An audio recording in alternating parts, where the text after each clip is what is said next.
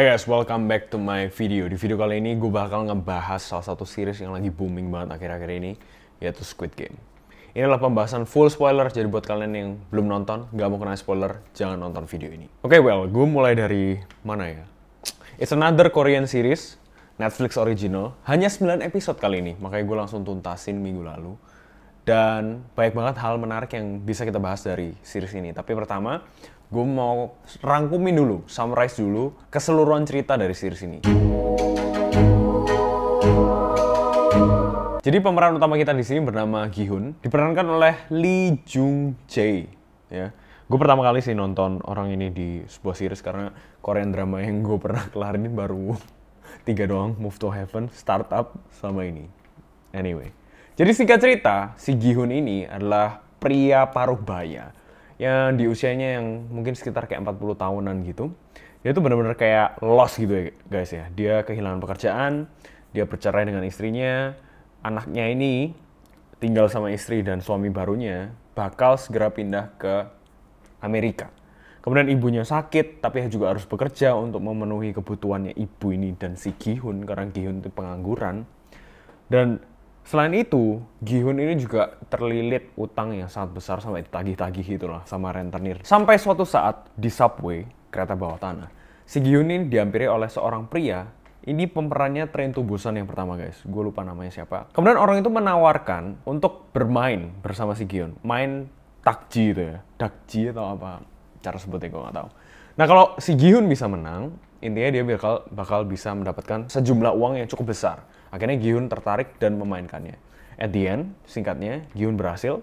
Setelah berhasil tuh dikasih kartu nama yang kalian sering lihat pasti di sosial media. Ada logonya segitiga, kotak, dan bulat. Kartu nama itu ada nomor.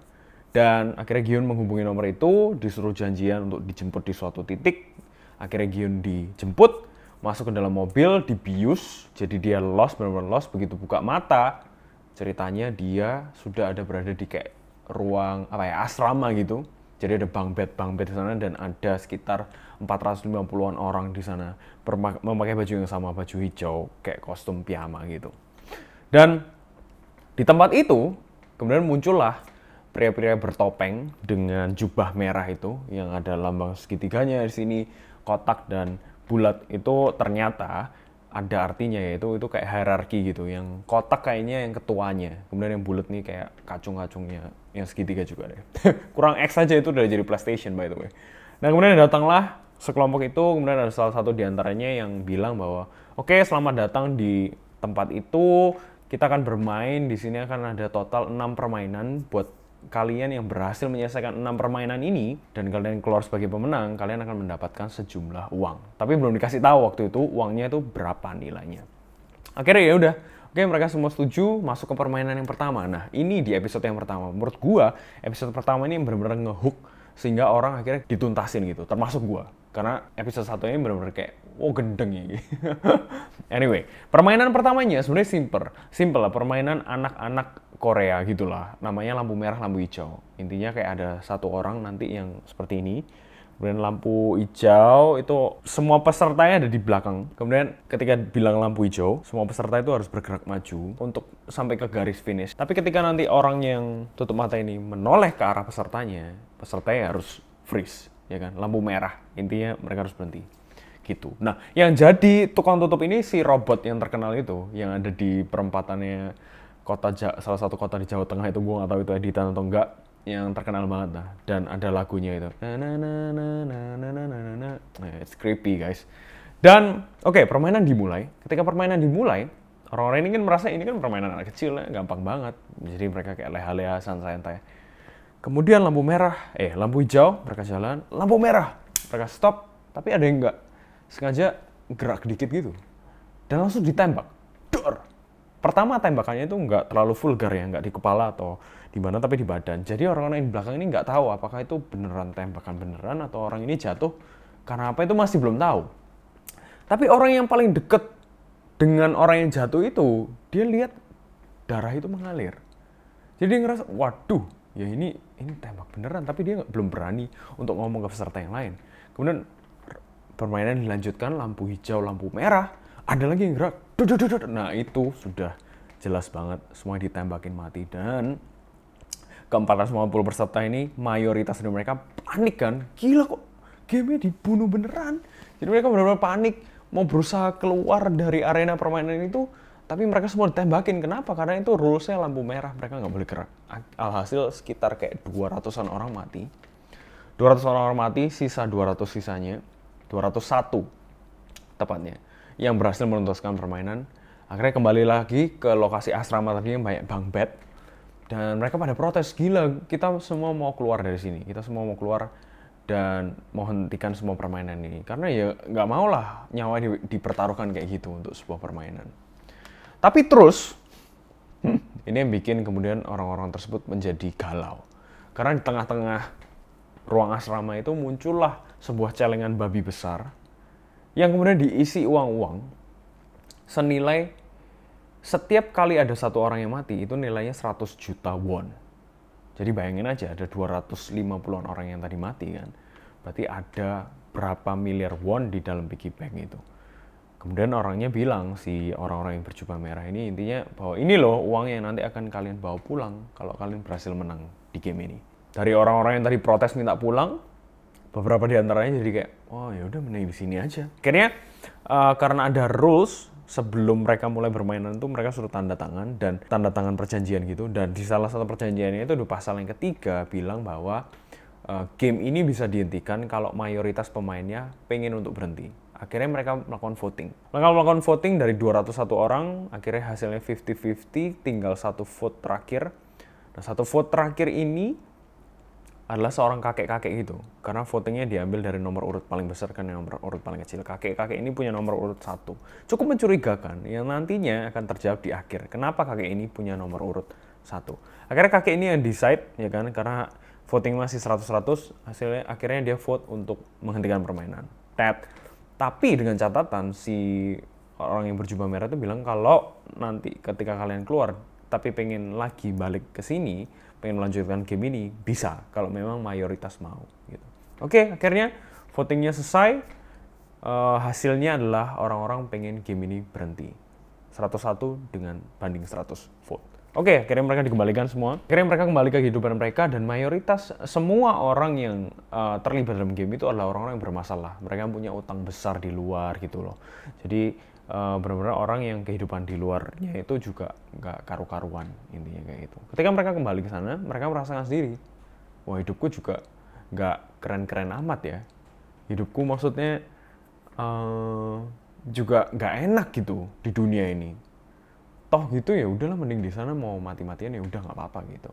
Akhirnya singkat cerita, mereka mayoritas dari mereka memutuskan untuk kembali lagi ke permainan itu. Dan di sanalah the real things begin. And it was really bad gitu. Akhirnya mereka melanjutkan permainan kedua, 3, 4, 5, dan 6. Sampai pemenangnya adalah si Gion itu tadi. Dan cara bungkusnya, cara ending permainannya menurut gue cukup cantik membuktikan bahwa nggak semua orang itu setamak itu atau sebengis itu. Karena Gi-hyun ini salah satu karakter yang masih menunjukkan sisi kemanusiaannya. Nanti gue bakal bahas selanjutnya. Overall itu the whole series, dan di sepanjang series 9 episode ini kita bersirkulasi selain daripada karakter utama si Gi-hyun, ada beberapa karakter lain. Ada satu karakter perempuan, Kang Sae-byok, diperankan oleh Ho Yeon-jung. Sorry for cara pronunciation yang salah. Kemudian ada Cho Sang-woo, ini sahabat kecilnya si Gi-hyun yang sangat-sangat pintar, tapi dia terlilit utang puluhan miliar won. Kemudian juga ada orang yang kayak gangster gitu, mukanya serem banget, gue lupa namanya siapa. Dan juga ada satu wanita lagi yang annoying, wanita kayak 40 tahunan gitu. Dan itu bersirkulasi di sana. Akhirnya banyak drama di sana, banyak bunuh-bunuhan, sangat-sangat sadis. Jadi buat teman-teman yang nggak suka darah-darah, don't watch this series. My thoughts about this whole series. Menurut gue, secara entertainment, series ini sangat-sangat entertaining banget sih, karena seru dan juga sadis. Tapi jujur, di episode yang ke-8 dan 9 tuh setelah semua permainan tuh selesai, memang temponya sangat-sangat menurun. Jadi banyak dialog-dialog lambat tuh gue nontonnya sampai gue cepet-cepetin gitu. Tapi memang series ini berbicara banyak mengenai kemanusiaan. Kendati demikian, gue nggak percaya bahwa manusia itu bisa sebengis itu sih. Gue tuh baru baca buku yang namanya Humankind ini. Ini adalah buku yang ditulis oleh sejarawan namanya Rutger Bregman, orang Belanda. And he's very smart, very sharp.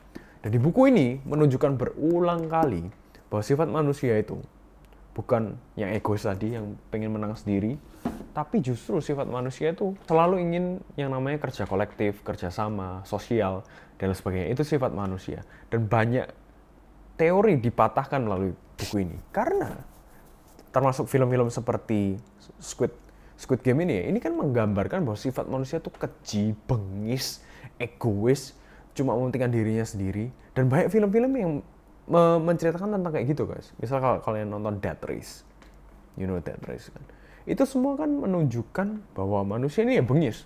Kalau diperhadapkan dengan sesuatu yang susah, kemudian dicampur dengan ada uang di sana, wah, hancur-hancuran gitu. Tapi di buku ini berbicara sebaliknya. Salah satu ilustrasinya adalah ketika Perang Dunia yang kedua, waktu itu zaman Blitz di UK bilangnya. Jadi kota London itu setiap hari dihujani dengan bom-bom dari tentara Jerman. Tapi yang menarik adalah orang-orang yang hidup di kota London itu justru hidup sangat-sangat tentram. Mereka bercanda tentang peristiwa, oh ya kemarin rumah gue juga dibom tuh. Mereka nggak menjarah, mereka nggak hidup untuk dirinya sendiri. Justru solidaritas mereka jauh lebih kuat di masa-masa Blitz itu tadi. Dan begitu banyak ilustrasi-ilustrasi lain yang disematkan oleh buku ini. Nah, kita hidup di era dimana kita terus disogoi dengan, ini loh, manusia itu jahat. Manusia itu bengis. Manusia itu bakal tusuk lu dari belakang. Padahal sifat alami kita bukan seperti itu. Dan itu yang gue coba bayangkan.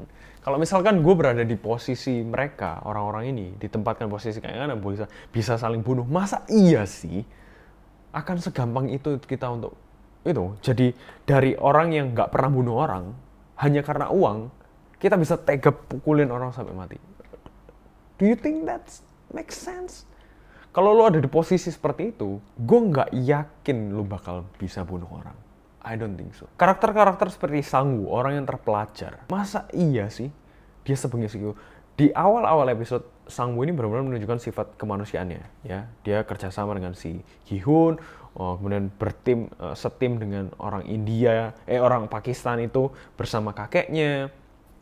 Tapi at the end, Sang-woo ini benar-benar menunjukkan kebengisannya. Bisa jadi mungkin karena ya ketika kita setiap harinya disuguhi dengan kesadisan, mungkin sifat kita bisa berubah. Tapi gue tetap percaya harusnya kalau manusia beneran ya di eksperimen seperti ini, I don't think it will be this brutal. Justru gue mikirnya mereka kan bersatu melawan orang-orang yang bawa pistol itu. Dikeroyok kayak, gebukin kayak, ambil pistolnya balik. Mereka kan kerja kolektif untuk bisa keluar dari tempat itu bersama-sama. Itu yang ada di mindset gue. So that's my thoughts about this series. Entertaining sebagai entertainment, pure entertaining. Tapi kemudian setelah gue resapi, kemudian gue inget buku ini, gue jadi mikir kayak, I don't think that's gonna happen in real life. Justru kita akan bersatu untuk melawan orang-orang segitiga kotak bulat itu. Yeah, that's just my thoughts. Bahkan sampai keluar pun Gi-hun itu seperti habis dari neraka gitu ya. Ngelihat semua kejadian yang sadis tuh, dia bahkan gak ngambil uangnya sama sekali. Dan ketika dia kembali melihat ibunya meninggal karena diabetes itu. Jadi dia benar-benar walaupun punya uang 45 miliar won itu, dia gak sama sekali gubris.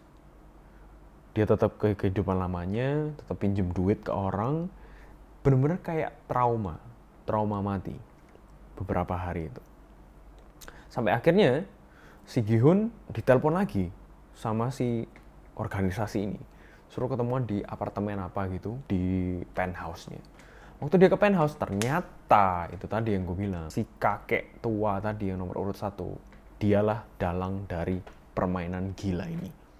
Di situ Gi-hun marah banget dan dia cuma bilang, kenapa lo bikin permainan kayak gini? Nah, disinilah ini yang menarik. walaupun gue sambil cepet-cepetin dialognya. Intinya si kakek bilang itu bahwa dia bikin permainan ini karena, dia punya uang yang berlimpah. Dan dia bilang apa persamaannya orang yang miskin banget dengan orang yang kebanyakan harta. Katanya hidupnya sama-sama boring, karena ya dia udah bisa miliki segalanya, dia udah ini, ya sudah hidupnya jadi nggak ada arti. Makanya dia bikin permainan ini bersama orang-orang kaya yang lain untuk melihat kepercayaannya. Kepercayaannya itu adalah bahwa kita nggak bisa mempercayai manusia. Itu. Jadi dia pengen lihat itu secara live. Dan itu mayoritas terbukti sekali dengan permainan Anda, dengan orang yang saling bunuh and everything. Kemudian di akhir hayatnya itu, si kakek tua ini menantang Gi-hun untuk melakukan satu permainan. Taruhan permainannya. Ada satu orang lagi mabuk, kemudian turun salju. Si kakek bilang sama si Gi-hun, oke, ayo taruhan. Kalau sampai nggak ada orang yang menolong orang mabuk itu, gue menang. Tapi kalau sampai ada yang nolong, lu menang. Targetnya sampai jam 12 malam. Di situ waktu itu jam menunjukkan pukul 11.30. Jadi mereka punya 30 menit. Beneran, orang hanya lalu lalang, lewat, sampai sebelum kakek ini menghembuskan nafas terakhirnya, ternyata ada orang yang membantu. Nah, jadi lu bisa bayangin. Kemudian si Gi-hun bilang ke kakek, lu kalah kan, kita masih bisa mempercayai manusia. Intinya kayak gitu. Lu bayangin aja. Gue cuma kayak, what the heck, dude. Ini kakek gendeng emang. Dia hidup dengan mindset, oke, gue gak bisa percaya dengan manusia. Ternyata baru kejawab di akhir hayatnya. Gimana lu? Makanya ya kadang kita itu manusia punya kepercayaan masing-masing berdasarkan experience kita. Ya kan? Oke, misalnya kayak si kakek. Gue percaya orang nggak bisa dipercaya, atau kita nggak bisa percaya manusia. Titik. Mungkin karena dalam peristiwa hidupnya dia pernah ditipu, dia pernah diapain, akhirnya dia memutuskan punya prinsip, gue nggak bisa percaya orang. Dah, gue hidup untuk diri gue sendiri. Titik. Maybe. Dan kita semua punya kepercayaan itu masing-masing. Nah, masalahnya kalau kita punya kepercayaan itu kemudian menghasilkan sesuatu yang merugikan orang lain hanya untuk kepuasan kita, hanya untuk menunjukkan bahwa toh ini gue bener kan. Nah, itu menurut gue yang salah besar, termasuk apa yang dilakukan si kakek ini. Cuma kan kakek ini ya melakukannya dengan cara yang sangat-sangat ekstrim ya. Kalau kita setelah tahu ya si kakek ini dalang dari semuanya, kita jadi tahu ada beberapa momen di series ini yang menunjukkan memang oh iya ya kayak gitu. Misal kayak kakeknya bilang, oh iya gue anggota terlama di sini, gue nomor 1. Oke, itu udah mencurigakan. Kemudian ketika ini yang menarik menurut gue, ketika permainan kelereng itu kan jumlahnya ganjil, sedangkan mereka harus berpasangan genap kan, berdua. Lo tau nggak kakeknya mojok? Dia mojok, acting takut mungkin, karena dia tahu kalau dia nggak kepilih grup pun dia ditidurin di bunk bed itu, seperti yang si cewek annoying umur 40 tahun itu. Right. Kemudian yang mencurigakan juga memang waktu si kakek itu kalah main kelereng, ketika ditembak itu nggak dikelihatkan, kan ketutupan kayak tugu gitu. Jadi gue punya feeling kayak kakek ini masih hidup deh gitu. Kemudian apa lagi ya? Yang tarik tambang itu kakeknya bisa jelasin segitu panjang lebar. Menurut gue juga karena dia udah prepare dan udah tahu pastinya gamenya apa selanjutnya. Gitu sih. Jadi ada beberapa momen yang membuat kita, oh iya ya. Nah, tapi memang yang menarik, keputusan yang pertama tadi waktu voting, kenapa si kakek memutuskan untuk end the game, right? Karena dia pengen tahu benar bahwa orang-orang ini di sini tidak dipaksa, gitu sih. Kemudian ada juga momen-momen yang gue pertanyakan seperti momen Gi-hun yang setelah permainan loncat-loncat kaca itu, dia kan marah dengan si Sang-woo. Kenapa lu dorong orang yang depan tadi, orang yang ahli kaca itu? Tapi menurut gue itu juga cukup munafik. Kenapa? Karena Gi-hun di permainan kelereng, dia jelas-jelas menipu kakek itu. Jadi gimana ya, kayak mau rooted ke karakter Gi-hun pun dia ada sisi ketidakmanusiawinya dan tidak sempurnanya gitu. Jadi benar-benar, dan itu juga yang keren sih. Jadi tiap karakternya ini believable banget. Mungkin karakter development-nya juga benar-benar tajam dan bagus sekali sih. Si cewek punya kehidupan sendiri, punya alasan sendiri kenapa dia kayak gitu, kenapa dia jadi pencopet. Kemudian si yang ketua gangster itu juga punya backstory yang kuat gitu, karakternya juga kuat-kuat masing-masing. Jadi itu yang membuat film ini dimensinya keren banget sih, dan gak boring untuk diikutin sampai ke episode 8 dan 9. Masih ada beberapa spot yang menurut gua, walaupun tadi gua baca artikel si sutradara konfirmasi nggak akan ada season 2, tapi menurut gua banyak aspek-aspek yang masih bisa dilanjutin. Satu, Gi-hun setelah keluar, ya kan, akhirnya dia udah selesai dengan stresnya, dia cat rambut merah. Dia pertama mau nyusul anaknya ke Los Angeles. Tapi akhirnya kan dia tahu, karena waktu menuju ke bandara itu kan, dia ketemu sama orang yang ngajak main dakji itu lagi. Jadi dia tahu bahwa, oh game ini masih berlangsung gitu. Game ini masih berlangsung. Jadi dia nggak terima banget. Akhirnya dia mau kembali ke tempat itu. Oke, jadi itu menurut gue harusnya ada lanjutannya. Kedua adalah si polisi yang menyusup masuk ke island itu ya, yang dia adalah adiknya si frontman ternyata. Dia kan punya barang bukti tuh, ya kan, dan dia kirim-kirimin. Apakah itu beneran nggak kekirim karena sinyalnya jelek? Kemudian apakah dia mati karena cuma ditembak di sini? Nah, itu harusnya menjadi aspek kunci yang nanti kalau di season 2 ada, ya pasti karakter utamanya si polisi sama si Gi-hun dengan rambut merah itu tadi. Jadi gue sih berharap ada season 2-nya supaya puas ya. Dan karena masih banyak sisi penasarannya, si orang-orang kaya ini yang nontonin itu, yang pakai topeng-topeng binatang itu siapa? Ya kan? Dan apa sih sebenarnya tujuan utama mereka itu apa? Hanya melihat manusia tidak percaya satu dengan yang lain? Atau cuma pengen memuaskan dirinya melihat orang bunuh-bunuhan gitu aja. Jadi itu. Jadi masih ada banyak pertanyaan. So itulah guys, the whole series of Squid Game. Buat kalian yang udah nonton silahkan komen di bawah. Apa momen favorit kalian dan apakah kalian suka dengan series ini? Apakah kalian setuju dengan pemikiran gua bahwa manusia kayaknya kok gak sebengis itu? Silahkan komen di bawah. Overall gue kasih nilai, walaupun di instastory gue kemarin gue kasih nilai 8/10, gue ganti sekarang 7,5/10. Gimana menurut kalian? So, thank you guys for watching this video. I'll see you guys in the next video. God bless you and bye-bye guys.